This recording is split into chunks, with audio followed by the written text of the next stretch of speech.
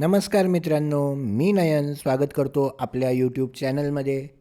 भारताची जनगणना 2027 सुरू झाली आहे आणि सध्या 15 मेपर्यंत आपण आपली स्वगणना करू शकू.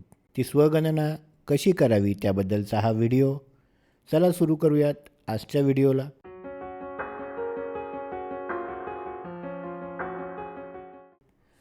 सर्वात आधी आपलं ब्राउझर ओपन करूयात.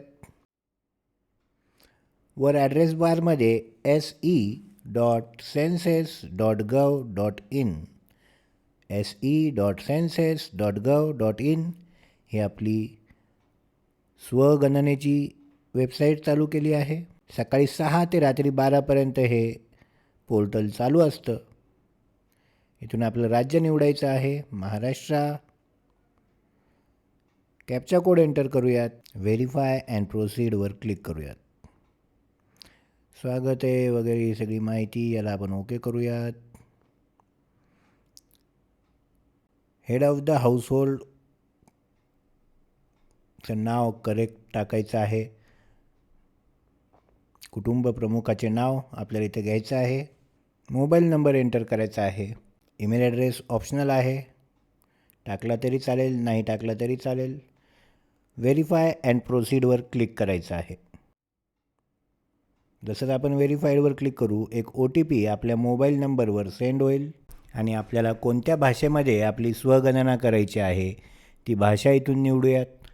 मराठी. मोबाईलवर आलेला OTP एंटर करूयात आणि व्हेरीफाय OTP यावर एक क्लिक करूयात. अशा पद्धतीने मराठीमध्ये सुरू झालेला आहे. इथून जिल्हा निवडूयात आपला.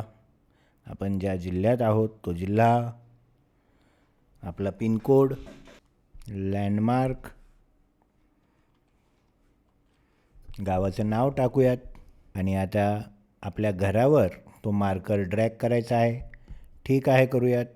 कंट्रोल आणि माऊसचा जो सर्कल आहे, जो गोल बटन आहे, ते खाली स्क्रोल करायचं आहे.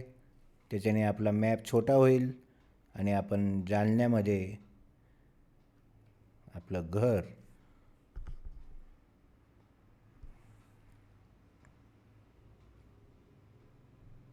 व्यवस्थित बघू शकू.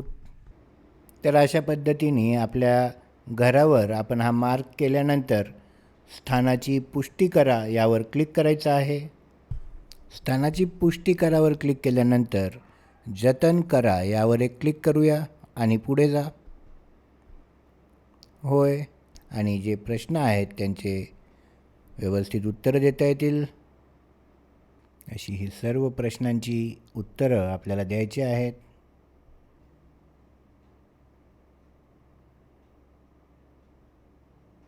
अशा पद्धतीने पूर्वावलोकन सगळी माहिती भरणं झाल्यानंतर आपल्याला त्या सगळ्या माहितीचं इथे पाहायला मिळेल. जी माहिती आपण भरलेली आहे ती बरोबर भरली आहे की नाही, एक रिव्हिजन आपण याची करू शकता. संपादित करण्यासाठी मागे जाऊ शकता, जतन करू शकता आणि फायनलाइज करू शकता. असे 3 बटन आपल्याला इथे पाहायला मिळत आहेत. ही सर्व माहितीची खात्री पटल्यानंतर आपण पुष्टी करा आणि सादर करा या बटनावर क्लिक करू शकता. होय, आणि अशा पद्धतीने सबमिट झालेला आहे आणि आपला स्वगणना ID SEID आपल्याला आलेला आहे. हा ID आपल्या घरी जे प्रगणक येणार आहेत त्यांना शेअर करू शकता. धन्यवाद.